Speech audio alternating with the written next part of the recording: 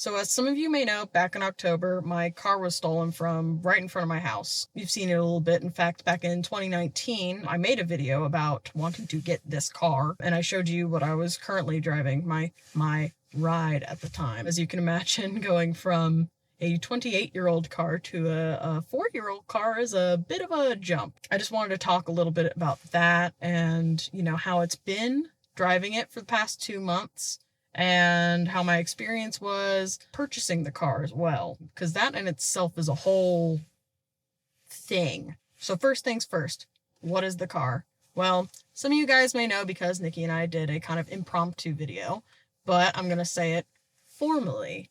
So here it is. It is a 2016 Chevrolet Volt Premier with the driver confidence package 1 and 2, the leather interior, the heated seats.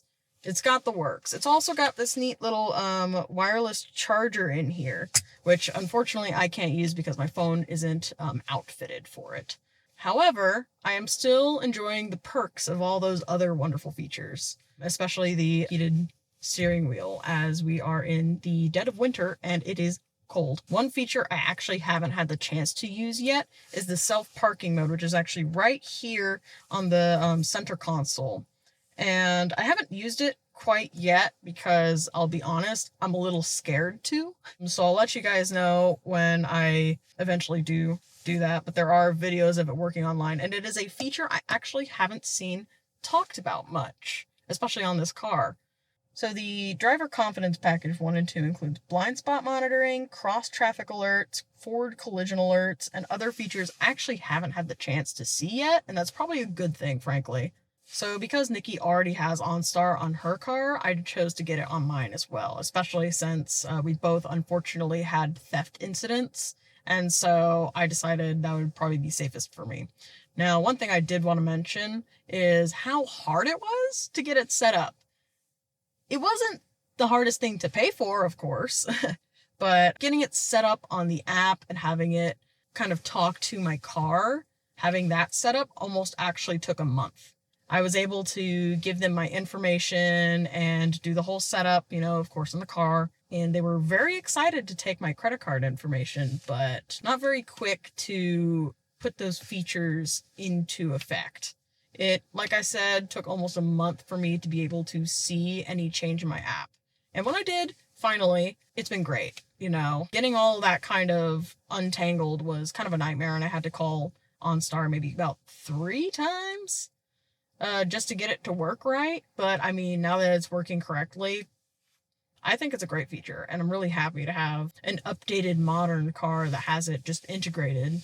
And through the app, of course, there's a bunch of different features like starting the car up on its own, locking it in case you forget, and other things like that. I mean, it's been immensely helpful, and I actually am considering keeping it past the kind of free trial area.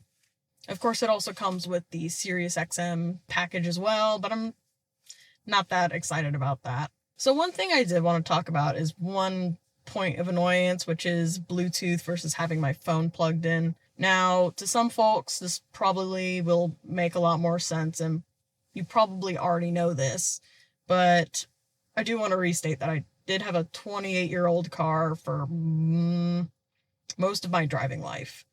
There's a lot of tech shock for me, and it was something that actually really intimidated me about getting a new car. Not necessarily like, ooh, I don't think I'm gonna learn the car well enough, but more like just the fear of doing something wrong.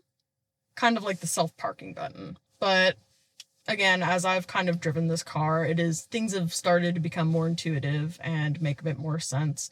In fact, I actually wanted to mention how there are just things that I am still learning about this car. I've looked at a few different reviews when I was still searching for which car that I wanted to buy, and I came across a Volt review, and, there are things that I had no idea about that I hadn't really heard or seen, like the self-parking button, how to change the dash display, and other things like that. Here, let's take a bit of a drive. Oh, let me get buckled up. That's important. You know what they say, kids. Buckle up for safety. Buckle up. Now, something I've had to get used to is actually how this car handles. So as I've been saying for forever, the car I had before was a Honda Accord, 28 years old, combustion engine. So you can imagine how much different this kind of car is compared to my old car. I mean, as most of you probably know, electric is infinitely smoother than any combustion engine.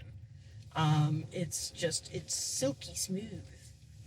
It's like, it's just instant power. It's crazy. I mean, I've had the opportunity to drive Nikki's Bolt, and I've, of course, had the opportunity to feel this firsthand, but it's a bit different owning it and driving it every day rather than just like having it for a day and kind of giving it a test drive, you know. So let's talk about the not so fun part about this whole thing, which was not just the theft, but actually purchasing the car. So I went through CarMax. Now, just so you know, this is no advertisement for them, and you're going to tell just how truthful I'm going to get in just 1 second. So I went with a 2016 instead of a 2017 for a few reasons, but the biggest one being on a few sites, two of the big ones that I was looking at were Consumer Reports and Car Complaints. Users had reported losing power steering when the electric battery goes flat dead and goes to gas. They have reported having just nothing. The car just goes dead. The gas engine doesn't even switch on, and they're stranded in the middle of the road. So for my own sake, I went with a 2016 instead of a 2017. Now, it was a bit of a problem because the 2017's leases had just ended last year. So finding a 2016 was a bit difficult. Most of the ones that I found on the market were either way far away, way overpriced, in a color that I didn't like, or had been wrecked or stolen in the past. Now, there was one place that had that exception, and that was, of course, CarMax. Now, the good thing about them is they do have a lot of really robust policies about their used cars where they are very strict on what they will sell. And they are making sure that the car is up to spec. If you find something wrong with it within like a week, they will let you return it, total 100% money back. They'll also have like a 3-month warranty, which is fantastic. However, one thing that I did not like about CarMax, when I went to test drive, I scheduled a number of test drives. The first one I did actually a 2017, and that was because they were a lot easier to find and a lot easier to get an appointment with. And it was just 1 year apart, so I wanted to just get a feel for the car. I had requested a few days prior that the car be charged so I could test it to its full extent. Doesn't that make sense? And of course that was not done. And to be fair to myself, I also wanted to try a few other hybrids they had on the lot. They did have a few Priuses. They had one of the older plug-in Priuses, and they also had a Prius Prime. Now I went ahead and tried that one, and there was something a little funny about that one because there was a starter in the back, and I had looked at it and I had a thought, and I was like, no, it can't be that bad. And I stopped in the lot so I could get some shots to show you guys what car I was looking at, just in case. And I didn't realize until I had turned the car off that was for the car I was in. The starter was. Not only was the battery, like the driving battery, flat dead, but so was the starter battery. The car was just pretty much dead, which was hilarious that they had a car like that on the lot and they let me try it out. So it definitely didn't set a good precedent. Needless to say, I did not buy a car that day. I did find one 2016 in CarMax's network that was really close, and it also hadn't been bought yet. It had a crazy number of bookmarks on it. You can bookmark the cars on CarMax by liking them. And so that made me a bit suspicious, but I couldn't actually book an appointment with this car, and I thought that was very strange. And I actually had to call them, and it turns out that there had been some kind of crazy glitch in the system where you couldn't actually book the car because it looked like someone had already booked it, but no one had booked it.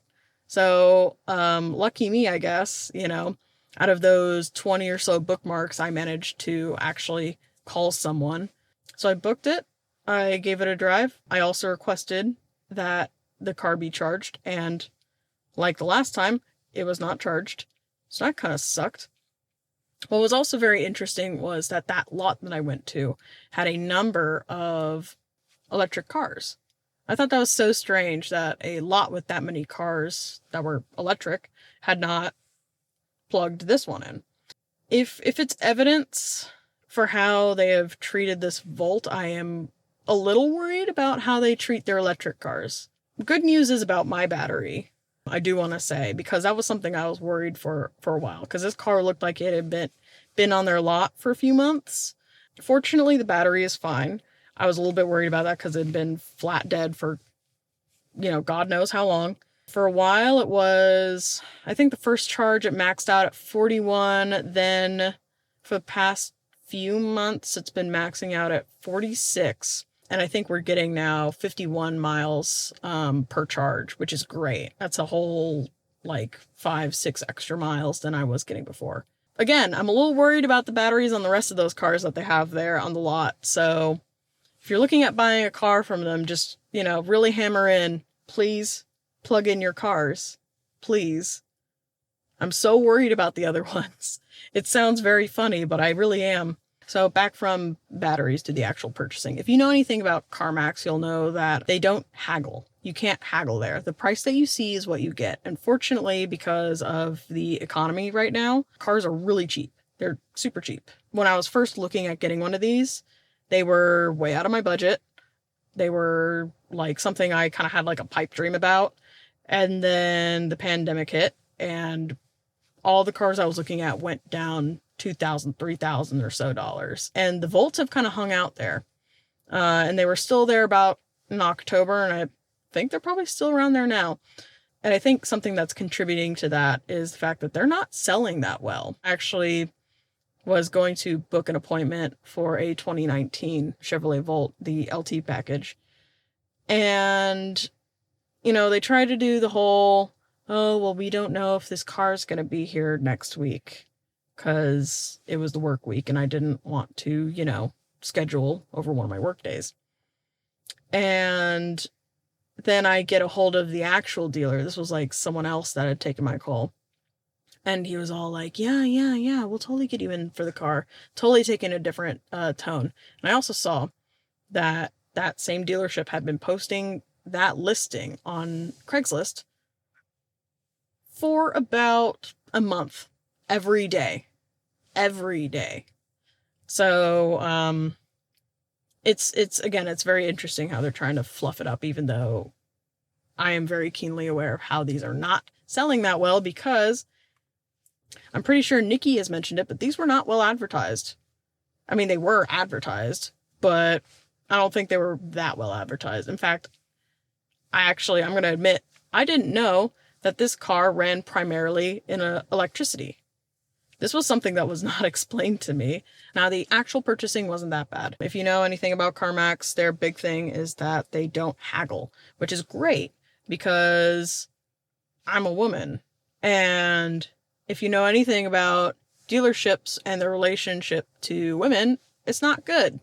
So that takes out a whole lot of the stress factor. Price you see is what you get. And something that's been interesting about the Chevrolet Volts is that because they weren't that well advertised, they were already kind of cheap to begin with, but still a little bit out of my price range before. And then the pandemic hit, and then all of the cars went down about $2,000 or $3,000. So it's been kind of hanging out there. This car was ticketed as $14,999. I thought that was a pretty darn reasonable price for a premier package, pretty much new car. And it was. I bought the car with the money that you guys helped me raise, along with the money that I got from my payout for my insurance and some that I had saved from not having to commute every day, combined into a really nice sum to the point where I only actually had to take out a loan for the taxes. So Washington State hybrid and electric car incentives are very interesting because we have sales tax here. So everything electric and hybrid, used up to 16,000 is sales tax free. So CarMax, I don't think knew this, and they would probably have to tax me anyway to cover their own butts. And I understood that. Now, something I didn't anticipate them doing was, instead of doing the taxes themselves, because the lot I bought it through was from Oregon, they just sent me a check with the sales tax money and the registration fees, which all summed up to about $1,300. Now, what was interesting about that was, since they just gave it to me, I was like, okay, well, I can't use this.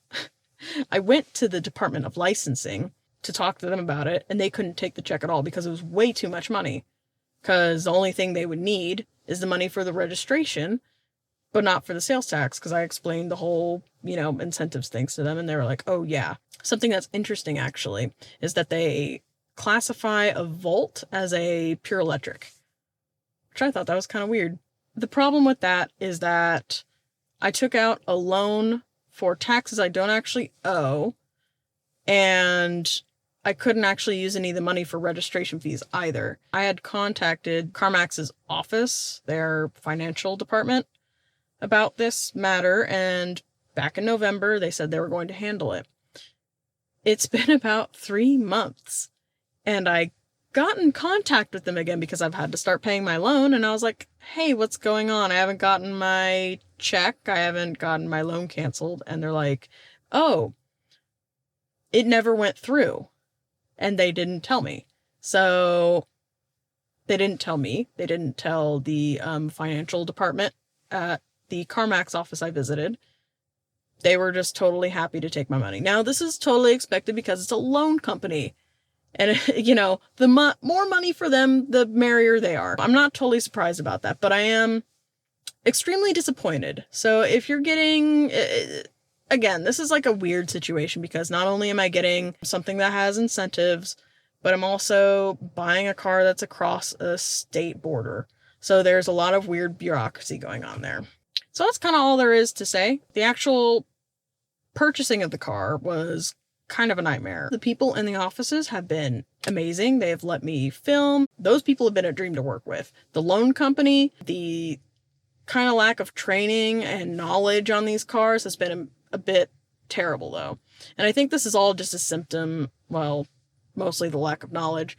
That is kind of a symptom of something that needs to be improved on in general that I think we're all pretty aware of, which is just the lack of education on electric cars and how to sell them. Like I said, it's not really their fault. There's a lot of different kinds of cars out there, and CarMax is a company that sells any used car. They sell any used car. So I don't blame them necessarily for not knowing what to do, what the protocol is, and things like that. But I do have problems with their higher-ups that are not helping them sell these cars, especially since there's a ton of 2017s that just flooded the market. So I think that's something that they need to improve on. Past that, the car's been great. I really love this car. And the more and more I look at it and experience it, the weirder it gets. And you know what? That is totally against my expectations. The outward appearance of this car, now something I've talked about with a few people, is when people think of a hybrid car, they think of like a Prius, which, as you all know, the Prius doesn't have a good rap, But this car is incredibly good looking. It's incredibly normal, I'd say also. It's not weird. One last note I do want to mention. I've only actually filled this car up with gas once since buying it. Once. And it came full. And then I filled it up when it was about halfway down. And I haven't filled it up since.